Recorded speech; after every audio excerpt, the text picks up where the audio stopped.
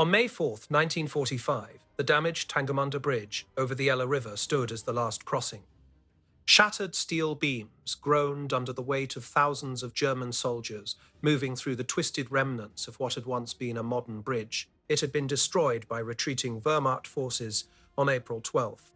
Now, it served as a fragile lifeline, a narrow path of broken concrete and bent metal stretching across the river. American intelligence intercepted signals in the 102nd Infantry Division sector. Wehrmacht units were abandoning their positions in a mass movement toward American lines. It was estimated that around 100,000 military personnel and civilians were trying to escape westward through the devastated infrastructure. Captain William Patterson of the 405th Infantry Regiment lowered his field glasses, taking in the endless stream of humanity, crossing the ruined bridge. American forces had arrived at the Elbe 2 weeks prior, setting up their positions based on agreements made at Yalta. What Allied planners had not foreseen would become the center of the largest voluntary military surrender in Western history. The urgency among German forces showed a calculation deeper than mere military strategy. It was about the grim reality of death in Soviet captivity versus the chance of survival in American hands. Intelligence reports flooding the Shah headquarters painted a remarkable picture. German forces were not merely retreating, they were abandoning their defensive positions, destroying their own equipment when it slowed them down, and fighting through SS blocking detachments that attempted to halt their escape. The once highly disciplined Wehrmacht was dissolving into a human tide, all heading toward one goal, the American lines on the western side of the Elbe River. By late April 1945, the drive for survival was brutally evident. German military intelligence had intercepted Soviet communications that indicated projected casualty rates for Wehrmacht prisoners. For every 100 German soldiers captured by the Red Army, projections suggested that fewer than 40 would survive long enough to return home. The actual figures would turn out to be even more devastating. The strategic situation was beyond salvaging. 8 million German civilians were fleeing westward from East Prussia, Silesia, and Pomerania. Behind them stood Marshal Gyeji Zhukov's forces. The 1st Belarusian Front and Marshal Ivan Kon's 1st Ukrainian Front were decisively breaking the last organized German resistance. There were 20 Soviet divisions for every German division still able to fight. The Soviet forces were advancing at a pace of 30 kilometers each day. Refugee groups managed only 10 kilometers on good days. The outcome was certain. Field Marshal Wilhelm Keitel's final strategic assessment, captured after Germany's surrender, contained just one underlined directive. The maximum number of German forces must reach the Western Allied lines before the Soviet encirclement was complete. This was not defeatism, but an acknowledgement of a basic reality. Surrendering to American forces likely meant survival, while capture by Soviet forces often meant death. The Yalta Agreement had already set the occupation zones, but German commanders were taking a gamble on one key observation. American forces had paused at the Elbe River, as agreed with their Soviet allies. If German units could cross that river before Soviet forces arrived from the east, they would find themselves in American custody. The competition was not for victory or a negotiated peace, but for the chance to survive captivity. American forces on the western bank of the Elbe had a significant logistical advantage that would be crucial in processing the impending influx of prisoners. Each infantry division came with military police battalions, field kitchens capable of feeding 15,000 men daily, mobile medical units with surgical capabilities, and vast supply stockpiles reflecting American industrial strength. Major James Morrison, operations officer for the 102nd Infantry Division, studied the logistics of mass surrender following the Uru pocket operation in mid-April, where 325,000 Germans had surrendered. His findings were sobering. Processing 1,000 prisoners required 3 tons of food each day, 5,000 gallons of water, medical screenings for typhus and dysentery delousing stations, and administrative documentation producing 12 forms for each individual. The Geneva Convention required specific caloric intakes, 2,800 calories for working prisoners and 2,000 for non-working ones. These figures represented more than just numbers. They marked the difference between order and chaos in the care of desperate individuals. German forces approaching the Elbe displayed a wide range of the Wehrmacht's disintegration. Elite Waffen-SS units still had operational Tiger tanks and advanced communication systems. Regular army divisions had been diminished. The German forces were at battalion strength, armed only with personal weapons. Volcom units included boys as young as 14 and men over 60. They carried only armbands and outdated rifles from World War I. Behind these units there were auxiliary services, construction battalions from Organization TOT, Luftwaffe ground crews without aircraft, marine personnel from destroyed ports, and female auxiliary staff who faced dire consequences if captured by Soviet forces. As of April 25, 1945, intelligence analysis estimated approximately 1.2 million German troops were positioned east of the Elbe River. Out of these, 300,000 were in organized combat units, 400,000 were support personnel, and 500,000 were scattered Wehrmacht and Volkssturm members already fleeing west. The crucial factor was the movement rate. Soviet mechanized units could advance 50 kilometers each day. On foot, German units managed only 30 kilometers under the best conditions. The opportunity for escape was limited to hours. The first significant sign of this came on April 20, 1945, when General Walter Wenk received orders from Hitler to advance toward Berlin with his 12th Army. Instead, Wenk made a pivotal choice that would spare hundreds of thousands of lives. Rather than send his forces into a pointless assault against the Soviet encirclement of Berlin, he decided to maintain an escape route to the American lines. At his headquarters near Bielitz, Wenk gathered his commanders. He told them, "Comrades, the war is lost. Our duty now is not to a dead ideology, but to the living our soldiers and the civilians depending on us. We will attack, but westward to create a path to the Americans." This was not an act of cowardice, but a deliberate act of humanity. Colonel Gunther Reichel, Wenk's intelligence officer, had compiled shocking statistics from territories occupied by the Soviets. In East Prussia alone, around 300,000 civilians had perished during the Soviet advance, due to combat, revenge killings, and mass rape. Applying these ratios to the populations trapped between the Elbe River and the advancing Soviet forces indicated potential casualties in the millions. By April 24th, American observation posts reported remarkable scenes. German vehicles approached the Elbe without tactical spacing, headlights on, disregarding fundamental combat rules. Wehrmacht units arrived in a parade formation, with their officers maintaining military decorum even in defeat.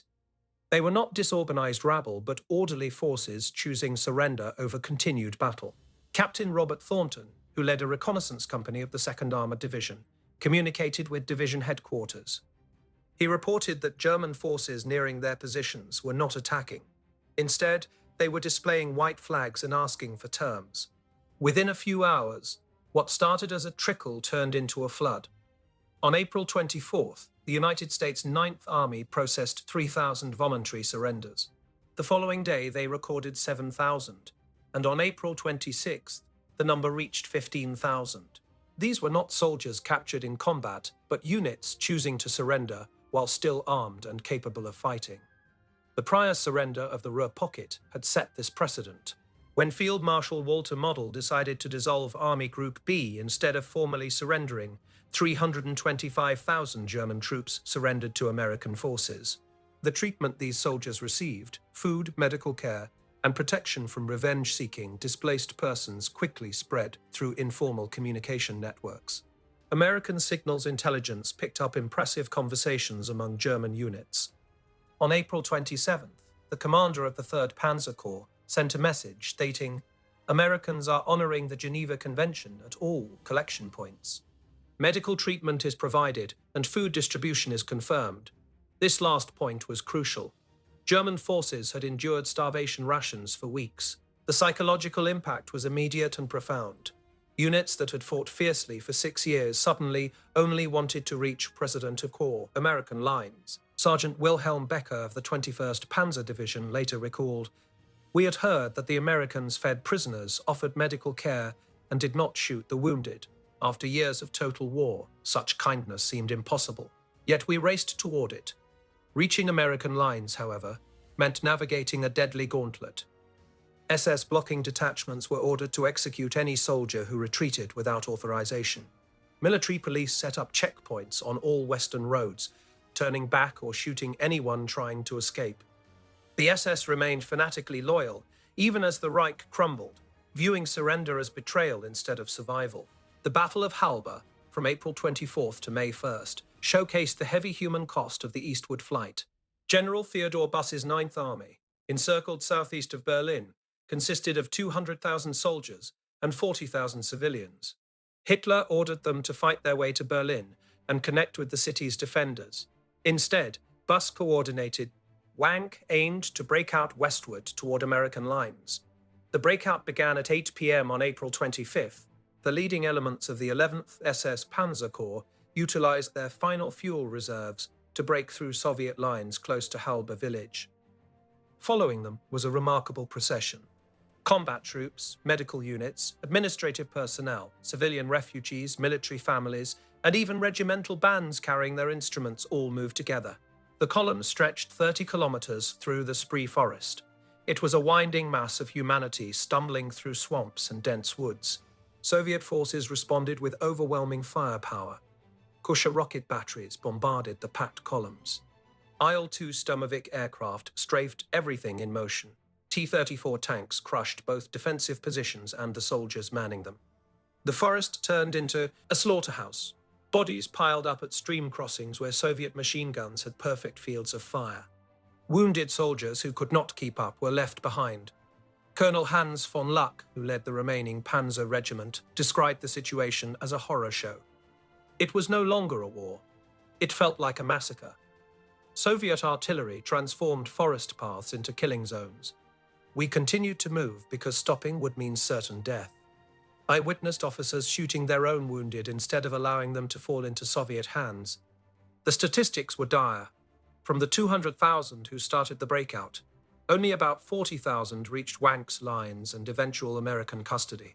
The Halbe Forest Cemetery now has 24,000 graves, most marked as unknown German soldier. Another 60,000 were captured by Soviet forces, with very few surviving captivity. The rest simply vanished, killed in unrecorded skirmishes, drowned while attempting river crossings, or lost deep in the forest. General Wenk's 12th Army conducted one of the war's most remarkable humanitarian missions. Defying Hitler's orders to attack toward Berlin, he instead created a 40-kilometer corridor from the Elbe River to the scattered remnants of German forces trapped to the east. His 100,000 troops, which included the elite Clausewitz and Scharnhorst divisions, defended this passage against Soviet pressure while refugees poured through. The general made a schoolhouse near Furch's headquarters, turning it into a center for coordination during the evacuation. His staff worked tirelessly, organizing transportation for the wounded, distributing the army's last food supplies to civilians, and maintaining order. Radio contact was established with scattered German units still making their way west. Lieutenant Hans Maymann, who was in Wenk's operations section, led the enormity of their task. They estimated that 500,000 civilians were in their area, along with remnants of 20 different military units. There was no food left for the civilians, medical supplies were depleted, and ammunition would only last for about 48 hours of fighting. Still, they needed to hold on until everyone who could be saved reached American lines. Wenk visited the front lines, encouraging tired soldiers to hold their ground for just a few more days. To his men, many of whom were teenagers or elderly, he became a symbol of remarkable determination. One soldier later reflected, "Senior officers were disappearing daily, heading west in staff cars, but Wenk stayed. And because he stayed, we stayed. The general's tactical brilliance was evident in how he positioned his defenses. Instead of trying to maintain a continuous line, he set up strong points at crucial road junctions and river crossings. This forced Soviet units to prepare for formal attacks rather than simply pursuing them. This strategy bought critical time for the refugee columns, though it came at a steep price for the defending units. The damaged Tangamanda bridge became central to the evacuation. German forces had destroyed the modern structure on April 12th to hinder the American advance. Ironically, its twisted remains were now the only crossing point for 50 kilometers in either direction. German military engineers and American combat engineers worked from opposite sides of the river to reinforce the wreckage, creating a fragile single-file path across. The scenes at the crossing broke military norms. From May 4th to May 7th, approximately 100,000 people crossed the damaged bridge. German colonels directed traffic alongside American sergeants. German military police maintained order on the eastern side, while American MPs managed the western bank. Both sides recognized that chaos could lead to disaster. If the crossing got blocked, thousands would be trapped as Soviet forces got closer. Lieutenant Colonel William Davis of the 102nd Infantry Division described the strange cooperation. German officers saluted American soldiers who returned the gesture. German engineers requested equipment from American engineers to stabilize the bridge, and they received it. Everyone knew that keeping that crossing open was a matter of life and death. The flow of people was unending and heartbreaking. A colonel from the Wehrmacht arrived with his complete regimental staff. He insisted on formally surrendering his unit's battle flag. An SS general, dressed in full uniform, requested honorable captivity for his men. A naval captain led 200 Marine sailors who had not seen the ocean in months, as they had been forced into ground combat. Female auxiliary personnel, some as young as 17, pleaded with American soldiers not to send them back east. Among the most heart-wrenching were the civilians. Families pushed their belongings in baby carriages and wheelbarrows. Children who were separated from their parents in the chaos were passed hand-to-hand across the bridge. Elderly individuals, struggling to walk, were carried by strangers. Hospital patients, some still in their beds, were wheeled across by medical staff who had refused to leave them behind.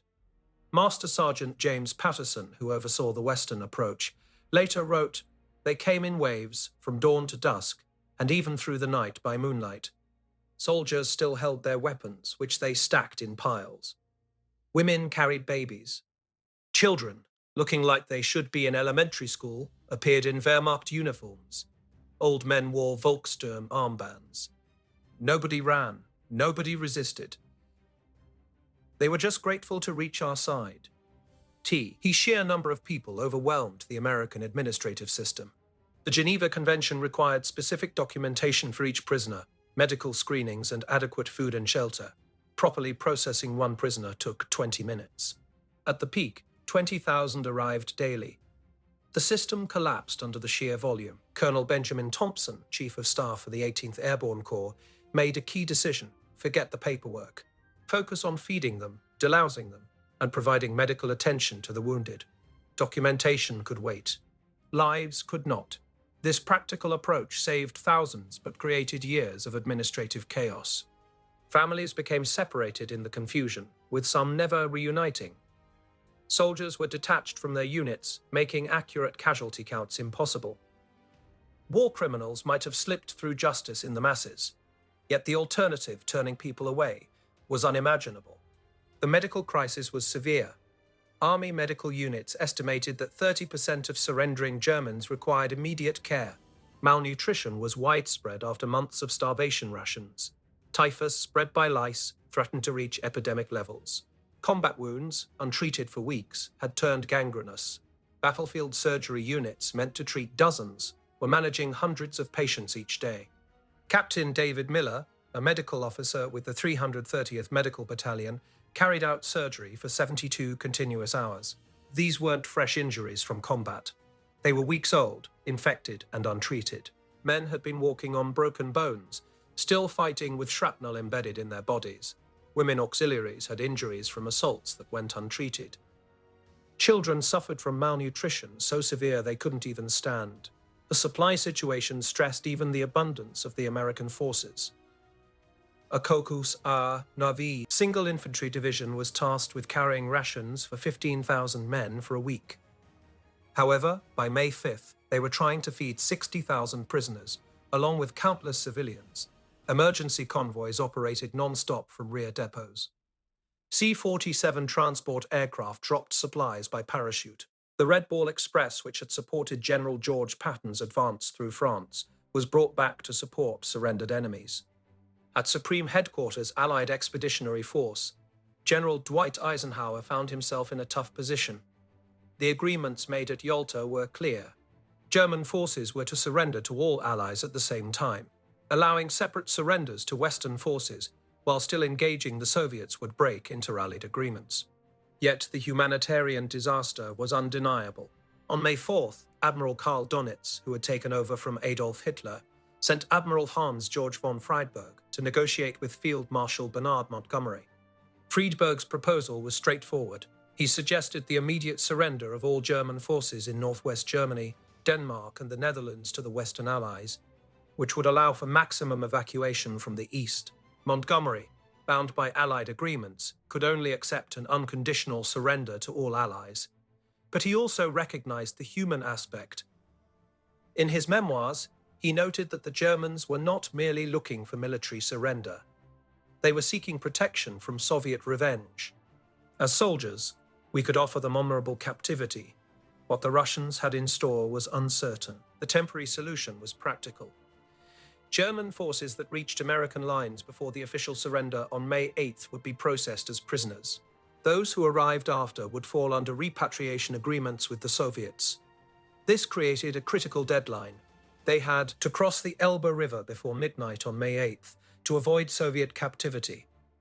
General Omar Bradley, who commanded the 12th Army Group, later stated that they were aware of what they were doing. They accepted surrenders that they technically should not have, processing former enemies still in the fight. We were fighting our allies, yet we understood what it meant to fall into Soviet captivity. In moments like this, humanity can take precedence over strict rules. Between May 4th and May 8th, we witnessed a rush of incredible urgency. With formal surrender looming, German units dismissed any facade of military order. Soldiers discarded their equipment to move more swiftly. Officers incinerated documents to avoid being slowed down. Entire divisions fell apart as soldiers chose to flee west on their own. The Tangamanda crossing operated non-stop. Even when Soviet forces came within artillery range on May 6th, the flow of refugees continued. American officers instructed their artillery to fire back, engaging Soviet forces to protect the Germans who were attempting to surrender. This was one of the war's most unusual moments. Americans and Germans were collaborating while still officially at war. At 2:41 a.m. on May 7th, General Alfred Jodl officially signed Germany's unconditional surrender in Rems. The ceasefire was set to start at 11:01 p.m. on May 8. This left German forces with just 45 hours to reach American lines. The greatest race against time in military history had commenced. What followed was beyond military definition. It wasn't simply a retreat or surrender. It was a human migration under duress. Intelligence estimated that on May 7th, 250,000 German military personnel were still east of the Elbe River. Within 45 hours, around 180,000 managed to reach American lines. The rest would end up in Soviet captivity, facing dire consequences. General Wenk's final operation exemplified military honor in defeat. His 12th Army held its corridor until the very last moment, allowing remnants of the 9th Army and hundreds of thousands of civilians to escape. Wenk positioned his last operational tanks and artillery to hold back Soviet forces while the exodus was underway. At 6 p.m. on May 7th, Wenk gave his final order. The 12th Army had completed its last duty. We saved all we could. Each commander was now free to prioritize the safety of his men. It was not a surrender, it was a release from duty, granting his soldiers the freedom to make their own decisions. Wenk himself was among the last to cross over at 2 a.m. on May 8th, walking across a damaged railroad bridge near Tangamanda, just under 21 hours before the ceasefire. Behind him, Soviet tanks were already moving into positions abandoned by his men just hours earlier. From his original 200,000 troops, around 100,000 made it to American lines. An estimated 250,000 soldiers faced a very different fate. Civilians were saved by his refusal to follow Hitler's orders. Individual stories showed the extent of their desperation. Luftwaffe Lieutenant Klaus Hartmann flew his Messerschmitt Bf 109 west until he ran out of fuel. He crash-landed in an American-occupied field, rather than risk falling into Soviet hands. U-boat commander Heinrich Lehmann Wilhelm Brock took his submarine as far up the Elbe River as he could, then scuttled it. He led his crew overland to reach the American lines. A Wehrmacht doctor chose to stay with his severely wounded patients who could not be moved. He understood this decision meant he would face Soviet captivity. He simply stated, "Someone must care for those who cannot flee." A teenage soldier gave up high, spot on an overcrowded truck to an elderly civilian. He then began the long walk of 100 kilometers to the American lines. He arrived 18 hours after the ceasefire, technically too late. Still, sympathetic American guards accepted him. The Reinved meadow camps became collection points for this wave of humanity. These temporary enclosures, often just agricultural fields surrounded by barbed wire, held over 1 million German prisoners by May 15th. Conditions were tough but manageable. This was a crucial difference from Soviet camps. Initially, prisoners had no shelter apart from holes dug in the ground. Food was simple, starting at 1,200 calories a day, which increased as supplies improved. Water came from rivers and temporary pipes. Sanitation was basic. Disease spread rapidly in overcrowded conditions. Yet, the death rate remained below 1%, while it soared to 35% or higher in Soviet camps. Colonel James Foster, who commanded Camp Remagen, faced significant challenges. The camp was designed for 184,000 by May 12th. They had SS generals next to communist prisoners, Hitler Youth teenagers beside veterans from Stalingrad, and female auxiliaries needing separate facilities. There were also naval personnel who had never seen ground combat. It was a chaotic situation, but order was maintained, and they managed to keep everyone alive. The processing showed the complete collapse of the Wehrmacht. Some units arrived with full documentation that allowed for accurate recording. Others had no identification, only names that were remembered. The once powerful 16th Panzer Division showed up with just 312 men from an authorized strength of 14,000. The 246th Volksgrenadier Division consisted of only 89 by accession, had making 2 at-countries-made elderly men. Classification proved challenging. Were members of the Hitler Youth considered soldiers or children? Were female auxiliaries military personnel or civilians? Were Volkssturm members combatants or pressed civilians? American authorities generally had to make these determinations. The humanitarian approach involved treating all captured soldiers as prisoners of war, ensuring they received protections under the Geneva Convention. As Soviet forces occupied areas previously held by German troops, the harsh reality for those who fled became evident. Documents from the NKVD, released after 1991, confirmed that the fears of German troops were warranted. Out of around 3 million German prisoners captured by Soviet forces, at least 1,100,000 perished while in captivity. The death rates from 1945 to 1946 exceeded 50% in many camps. There were various interconnected causes for this high mortality. Soviet supply lines struggled to support their own millions of prisoners. German captives received only 600 to 800 calories per day, which fell far short of what was necessary to sustain them for forced labor. Medical care was nearly non-existent. Diseases such as typhus, dysentery, and tuberculosis spread freely among the prisoners. In the harsh Siberian winter, temperatures dropped to -40 degrees Celsius, leaving them without adequate clothing or shelter. Alongside these dire conditions, prisoners faced brutal treatment. Soviet guards, many of whom had lost loved ones to German violence, showed little compassion. Prisoners worked in uranium mines without safety measures and faced impossible quotas in logging camps and construction sites where safety was disregarded. Those who were injured or ill were often shot, regarded as a burden. IT Officer Victor Ostaf later reflected, "We were told every dead German was payment for our suffering. It was payment for Leningrad, Stalingrad, and for the 27 million Soviet lives lost. Guards competed to see who could push prisoners to the brink of death the fastest. Showing mercy was seen as a betrayal to fallen comrades." Statistics reveal the full extent of the situation. American records indicate that out of 3.8 million German prisoners held in Western facilities, around 137,000 died. This resulted in a death rate of 3.6%. Most fatalities occurred due to injuries sustained before capture or due to diseases during the chaotic end of the war. By June 1945, the death rate in American camps had leveled off at 0.15% per month.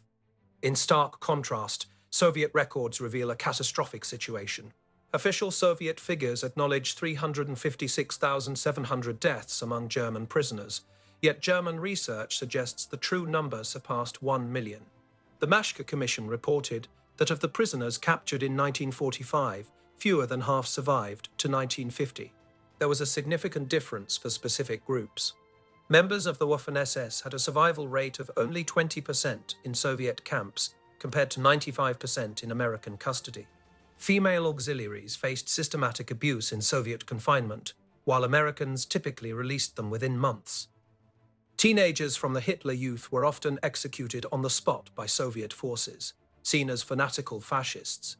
In contrast, American forces treated them as juvenile prisoners, focusing on rehabilitation instead of punishment. The mass surrender to American forces in 1945 had lasting effects on post-war Europe. American and British forces held most of the remaining German military personnel, which gave them a significant intelligence edge as the Cold War began. The success of Operation Paperclip was partly due to technical personnel who voluntarily surrendered to Americans. Thereon Brown's rocket team traveled 500 kilometers through crumbling German defenses to reach American troops. Some despise the French, fear the Soviets, and doubt the British can afford us. That leaves the Americans, von Braun told his colleagues. His decision eventually led to Americans landing on the moon. The demographic consequences were also severe.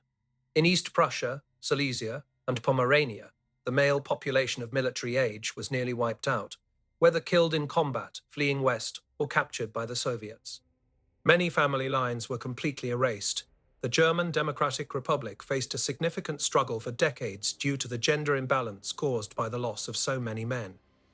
The psychological impact extended for generations, with families split by the inner German border, often tracing their separation back to the desperate days of May 1945. Some members reached American lines while others remained stranded in Soviet-controlled areas.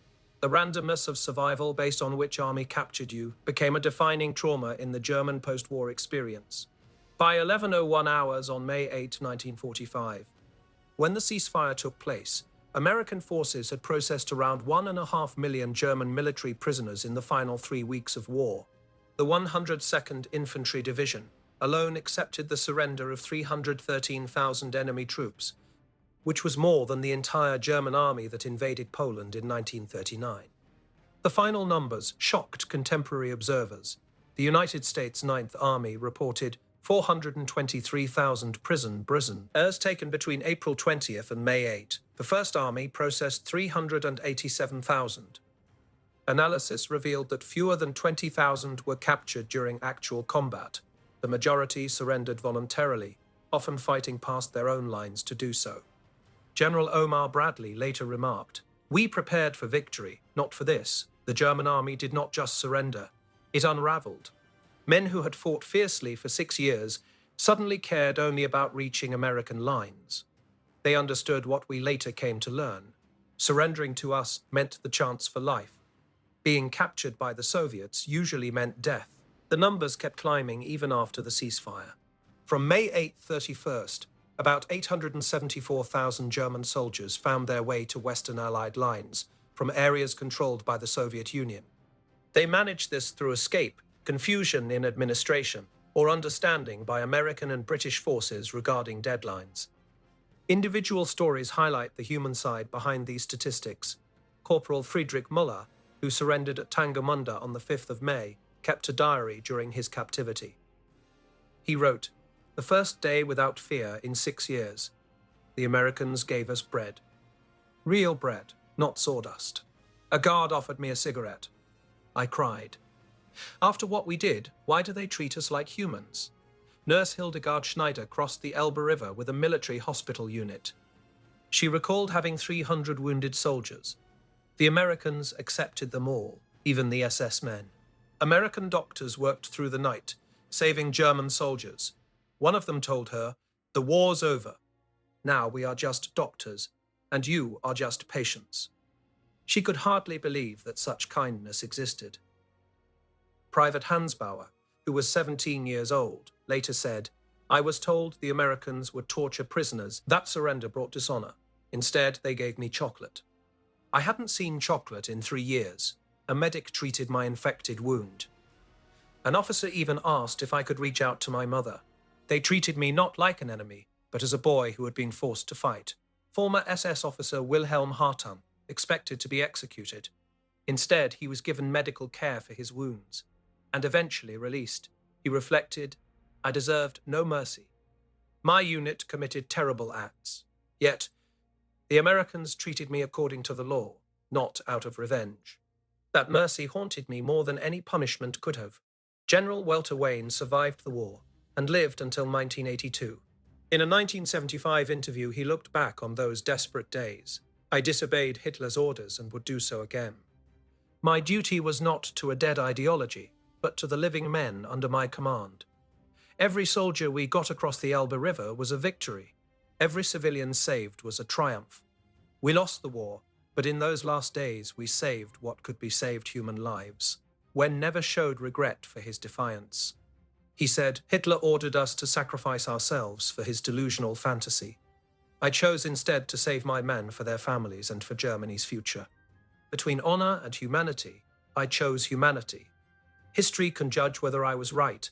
His actions are believed to have saved around 250,000 lives. Soldiers and civilians emerged from Soviet captivity. Many survivors and their descendants gather each year on May 8th to honor Wenk's memory. They remember him as the general who chose life over death and mercy over ideology." The mass surrender of German forces to American troops in April and May 1945 was more than just a military defeat. It marked a significant humanitarian crisis, an ideological collapse, and highlighted the power of mercy in the darkest hours of war. This event challenged established narratives. German troops did not simply stop fighting when given orders. They actively sought American captivity as a form of salvation. The disciplined Wehrmacht of 1940 had transformed into a desperate group by 1945, willing to risk everything to evade Soviet retaliation. For American forces, this experience was transformative. Young soldiers who had fought across Europe suddenly found themselves saving enemies who had been trying to kill them just days earlier. Their professional handling of this crisis, despite overwhelming numbers and logistical challenges, showcased American organizational skills and fundamental humanity. Military historian John Keegan later remarked that the German rush to American lines in 1945 was unprecedented. Never before had so many actively sought specific captivity while still capable of fighting. This situation showed that even in total war, the calculations of mercy versus revenge could surpass ideology and orders. The last German soldier to cross at Tangamanda was folk member Hinrich Fischer, age 63. He reached American lines at 10:47 p.m. on May 8, 1945, just 14 minutes before the ceasefire. When asked why he risked everything to cross, he simply said he wanted to see his grandchildren again. He did. Millions who failed to reach American lines did not. Private First Class Joseph Martinez, who assisted with processing surrendering Germans, made a profound observation. They were not simply surrendering to us, they were fleeing from something worse. We represented survival. Any one of us might have done the same in their situation. The desperate German rush to American lines in 1945 revealed essential truths about warfare and human nature. Even in humanity's darkest conflicts, the divide between mercy and revenge, between life and death, could come down to which uniform received your surrender. For millions of Germans in April and May 1945, that difference meant everything. Choosing between American and Soviet captivity was not about comfort or ease. It was fundamentally about survival. The evidence in statistics was clear. Surrendering to Americans meant a probable chance at life. In contrast, those captured by Soviets faced a likely death. The numbers told a stark story. Among Germans who surrendered to Western allies, 96.4% survived captivity. However, fewer than 65% of those captured by Soviets returned home. Behind these numbers were personal tragedies and victories that would impact families, communities, and nations for many years. Yet, beyond the statistics, there was a deeper reality. The American response to this crisis showed humanity in action. They fed enemies, treated the wounded, and maintained order despite being vastly outnumbered. This demonstrated that even in the grim aftermath of total war, compassion could prevail over revenge. Young American soldiers, many of whom had lost friends to German weapons, chose honor and kindness over retaliation. The damaged crossing at Tangamanda became more than just a bridge over the Elbe River. It symbolized a journey between life and death, mercy and vengeance, and the differing interpretations of victory between the West and the Soviet Union. Those who crossed it before May 8, 1945, generally survived and went on to rebuild their lives and their country. Those who did not often endured years of hardship in Soviet camps, if they made it out alive at all. The mass surrender also highlighted a crucial irony of war. The Wehrmacht, which had started the war as conquerors aiming for Lebensraum in the east, it as refugees fleeing westward. The ideology of racial superiority crumbled into desperate individuals seeking nothing but survival. The so-called Thousand-Year Reich lasted only 12 years, culminating in its soldiers racing to surrender to armies they had once dismissed as decadent democracies. For historians, this event sparks important questions. Was the American acceptance of these surrenders a triumph of humanitarianism or a breach of interallied agreements? Did rescuing German soldiers from Soviet captivity serve justice or undermine it? These questions are still debated, but the human impact is unmistakable. The legacy continues to resonate. German-American relations in the post-war years were deeply shaped by this act of mercy. West Germany's integration into NATO, its emergence as a democratic nation, and its role as a vital ally of the United States during the Cold War were all influenced by the memory of American compassion in the context of victory. The last crossing of the Elbe River was not just the conclusion of a war. It marked the biggest gamble on human kindness in the face of conflict. In military history, there was a desperate choice by defeated enemies. They hoped their conquerors would show compassion instead of seeking revenge. For those who made it across to safety, it was a gamble that was worth their lives. It shaped the future of a nation that would rise from devastation to become a key part of European democracy. The damaged bridge at Tangamanda, where many went from death to life, was never restored. Yet, it remains a powerful reminder of a core truth about warfare. Ultimately, victory is not measured by how many enemies are destroyed. It is measured by lives saved and by acts of mercy. The historical journey of the German soldiers toward American lines in 1945 teaches us that, even in the harshest conflicts, humanity can overcome hatred, mercy can prevail over revenge, and life can be chosen instead of death. For the hundreds of thousands who crossed during those critical days, this choice was transformative. Their flight was not just an escape from Soviet punishment. It symbolized a shift from a world of total war and racial hatred to the chance of building a new world based on law, mercy, and human dignity. The desire to reach American lines was not only a military movement, but also a powerful testament to the significance of mercy in times of victory. The story culminates where it began, at a battered bridge over the Elbe. Here, desperate enemies became thankful prisoners. American soldiers turned into unexpected saviors, and simply accepting their surrender highlighted humanity's ability for compassion, even in the darkest moments. This is the enduring lesson from those desperate times in 1945. It shows us that even after the devastation of total war, the choice between mercy and revenge, between humanity and vengeance, can shape individual destinies. This choice can also influence the future of nations and the course of history itself.